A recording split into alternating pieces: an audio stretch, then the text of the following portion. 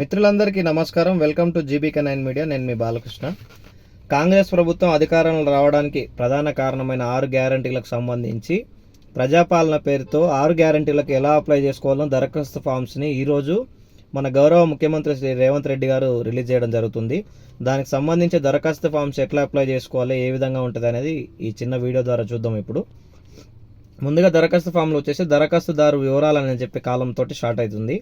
అందులో మనం గ్రామం నుంచి అప్లై చేస్తాం కాబట్టి మన దరఖాస్తు సంఖ్య అధికారి వేసుకుంటాడు. మనం చేయాల్సింది ఇంటి యజమాని పేరు, స్త్రీ పురుషుడు అనేది ఒక ఆప్షను, మన క్యాస్ట్ గురించి ఒక ఆప్షను, పుట్టిన తేదీ, Aadhaar number, ration card number, mobile number, మనం ఏం చేస్తున్నాం అనేది వృత్తి, 9వ కాలం వచ్చేసి కుటుంబ సభ్యుల వివరాలు, మన ఇంట్లో ఎంతమంది ఉన్నారు, అప్లై చేసుకునేటోళ్ళతోటికి మిగతా వాళ్ళు ఏమవుతారు అనే దాంతో ఇది ఉండడం జరుగుతుంది. వాళ్ళ పుట్టిన తేదీ, వాళ్ళ ఆధార్ నెంబర్ కూడా మనం ఫస్ట్ కాలంలో అయితే చేసుకోవాలి. తర్వాత లాస్ట్ వచ్చేసి మన చిరునామా, ఇంటి నెంబరు, మన వీధి ఏదైనా వీధి నెంబరు, గ్రామం అయితే గ్రామం, మున్సిపాలిటీ అయితే మున్సిపాలిటీ పరిధిలోని పేరు, వార్డు నెంబరు, మండలం పేరు, జిల్లా పేరు నింపాల్సి ఉంటుంది. అభయస్థం గ్యారంటీల్లో ముందుగా వచ్చేసి మహాలక్ష్మి పథకం కింద 2 సహాయాలు గవర్నమెంట్ చేస్తుంది. ఒకటి 2500 ఆర్థిక సహాయం, ఒకటి 500కే గ్యాస్ సిలిండర్కు ఇస్తాం అనేది అదొక హామీ. దీనికి సంబంధించి గ్యాస్ కనెక్షన్ నెంబర్ వేయాల్సి ఉంటుంది. సరఫరా చేస్తున్న అంటే మనది ఇండియనా, భారత, హెచ్పి అనే కంపెనీ పేరు రాయాల్సి ఉంటుంది. మనం యావరేజ్గా సంవత్సరానికి ఎన్ని సిలిండర్లని యూజ్ చేస్తున్నాం అనే దాన్ని కూడా ఈ కాలంలో గవర్నమెంట్ అడగడం జరుగుతుంది. తర్వాత రెండోది వచ్చేసి రైతు భరోసా పథకం. అందుకు సంబంధించి మెయిన్గా అక్కడ కూడా ఇద్దరికి అవకాశాలు ఉన్నాయి అప్లై చేసుకోవడానికి. ప్రతి ఏటా రైతుకు 15,000 ఆర్థిక సహాయం ఒకటి, వ్యవసాయ కూలీలకు ఏటా 12,000 ఒకటి. కౌలు రైతు అయితే కౌలు రైతు అనే కాలంలో టిక్ చేస్తూ పట్టాదారు పాస్ పుస్తకం నెంబర్లు దానిలో ఎంటర్ చేయాల్సి ఉంటుంది. ప్లస్ కౌలు రైతు అయితే సాగు చేస్తున్న భూమి వివరాలు, మనం ఎవరైతే సాగు చేస్తున్నామో ఆ సర్వే నెంబరు, ఆ విస్తీర్ణాన్ని కూడా దానిలో ఎంటర్ చేయాల్సి ఉంటుంది. వ్యవసాయ కూలీలకు వచ్చేసి ఏటా 12,000 అనే దానికి ఉపాధి హామీ కార్డ్ నెంబర్ మాత్రమే ఇక్కడ అడగడం జరిగింది ఈ కాలంలో, అది ఎంటర్ చేస్తే సరిపోతుంది. తర్వాత మనకు మూడోది వచ్చేసి ఇందిరమ్మ ఇండ్ల పథకం. ఇందులో వచ్చేసి ఇల్లు లేని ఇందిరమ్మ ఇండ్లలో 3 ఆప్షన్స్ ఉన్నాయి. అందులో కూడా ఇల్లు లేని అర్హులైన కుటుంబానికి ఇంటి నిర్మాణానికి ఆర్థిక సహాయం ఒకటి, అమరవీరులు మరియు ఉద్యమకారులు ఉంటే వాళ్లకు 250 చదరపు గజాల ఇంటి స్థలం ఇస్తాం అనేది ఇంకొక హామీ. దానికి సంబంధించి అమరవీరుల కుటుంబం అయితే అవునని టిక్ చేయాలి. అమరవీరుల పేరు, అమరులైన సంవత్సరం, FIR number, death certificate number కూడా దీనిలో ఎంటర్ చేయాల్సి ఉంటుంది. తెలంగాణ ఉద్యమంలో పాల్గొంటే అవును అని, లేదంటే లేదు అని కూడా సంబంధిత ఎఫ్ఐఆర్ సంవత్సరంతో పాటు ఒకవేళ జైలుకు కూడా వెళ్ళినట్లయితే ఆ జైలు పేరు, స్థలం, మీకు ఏదైతే శిక్ష పడి ఉంటుందో ఆ శిక్ష కాలానికి సంబంధించిన వివరాలు కూడా ఎంటర్ చేయాల్సిన అవసరం అయితే ఉంది. తర్వాత గృహజ్యోతి పథకం. గృహజ్యోతికి సంబంధించి ఇందులో మనకి ఒక కుటుంబానికి నెలకు 200 యూనిట్లు ఉచితం అని చెప్పి హామీ ఇవ్వడం అయితే జరిగింది, తెలుసు మిత్రులందరికీ. అందుకు సంబంధించి మనం దానిలో ఆప్షన్స్ వచ్చేసి నెలకి ఎంత విద్యుత్ వాడుతున్నాం అనేది కూడా మనం మెన్షన్ చేయాల్సి ఉంటుంది. 0 నుంచి 100 యూనిట్లు అయితే ఒక కాలం, 100 నుంచి 200 యూనిట్లు అయితే ఇంకో కాలం, 200 యూనిట్ల పైన అయితే ఇంకో కాలం. మనం యావరేజ్గా రోజు మనం నెలవారీ మన కరెంట్ బిల్లులకు సంబంధించి మనకు ఉంటుంది కాబట్టి యావరేజ్గా మీటర్ ఎంత వాడుతున్నామో యావరేజ్ తీసి దానిలో వేయాల్సి ఉంటుంది. మన విద్యుత్ మీటర్ సంబంధించి మన ఒక మీటర్ నెంబర్ వేస్తే సరిపోతుంది దానికి సంబంధించి.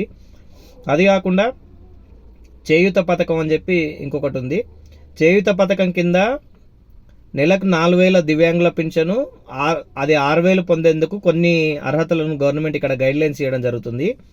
దానికి సంబంధించి ఇంతకుముందు పింఛన్ వచ్చే వాళ్ళు అయితే అప్లై చేయాల్సిన అవసరం లేదు. ఇంతకుముందు పింఛన్ లేని వాళ్ళు మాత్రమే దీనికి అప్లై చేసుకోవాలి.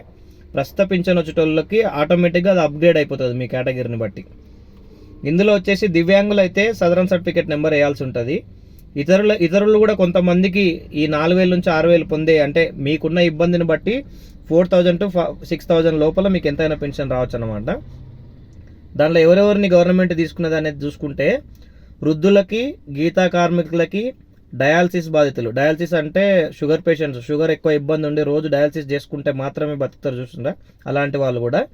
ప్లస్ బీడీలు చేస్తూ బతికి బీడీ కార్మికుల కొరకు ఒకటి, ఒంటరి మహిళలకు సంబంధించి ఒకటి, వితంతు అంటే భర్త చనిపోయిన మహిళలకు సంబంధించి ఇంకొక కాలం ఉంది, చేనేత కార్మికులు, బట్టలు నేస్టోళ్ళు ఉంటే వాళ్ళకి సంబంధించి ఇంకో కాలం ఉంది, ఎయిడ్స్ వ్యాధిగ్రస్తులు, పొరపాటున ఎవరికైనా ఎయిడ్స్ వచ్చేసి ఉన్నా కూడా వాళ్ళకు కూడా గవర్నమెంట్ పెన్షన్ ద్వారా సాయం చేయడానికి సిద్ధంగా ఉంది. పైలేరియా బాధితులకు కూడా సేమ్ అట్లనే. బీడీ టేకేదార్ అంటే బీడీలు పరిశ్రమలు, చిన్న చిన్న కుటీర పరిశ్రమలు పెట్టుకొని చూసుకునే వాళ్ళకు కూడా జీవనభృతి కింద గవర్నమెంట్ చేయూత పథకాన్ని అయితే అందియడం జరుగుతుంది. ఇవి దానిలో అప్లై చేస్తే అయిపోతుంది.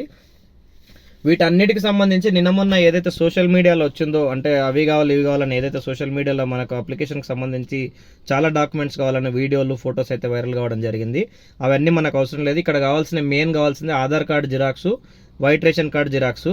కాకపోతే ఇక్కడ ఒక చిక్కు అయితే వచ్చి పడ్డది. చాలామందికి మన పాత గవర్నమెంట్ కొత్త రేషన్ కార్డులు అనేది ఇవ్వలేదు. మరి కొత్త రేషన్ కార్డు లేకుండా రేషన్ కార్డు నెంబర్ మాత్రమే చాలామందికి ఉన్నాయి కాబట్టి ఆ రేషన్ కార్డు నెంబర్స్ను ఎట్లా గవర్నమెంట్ ఏ విధంగా తీసుకుంటుంది అనేది మాత్రం ఒకసారి అయితే అర్థం కాలేదు. ప్లస్ దానికి అదొకటి, కౌలు రైతులకు సంబంధించి కౌలు రైతులను గవర్నమెంట్ ఎట్లా గుర్తిస్తుంది అనేది కూడా గవర్నమెంట్ అయితే ఇంకా చెప్పలేదు.